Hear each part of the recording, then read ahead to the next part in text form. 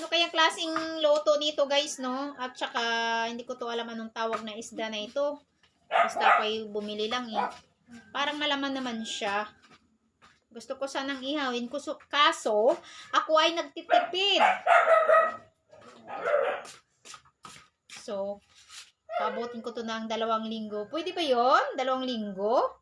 O, para sulit ang presyo at saka makatipid talaga, no? So, tipid-tipid tayo. So, 3 lang naman kami. I-slicein ko to siya ng, ilan kayang i-slicein to magawa nung 6 yata? Oh, pwede na. Good for 2 weeks budget. Oh, so tipid. Okay na to kaysa wala.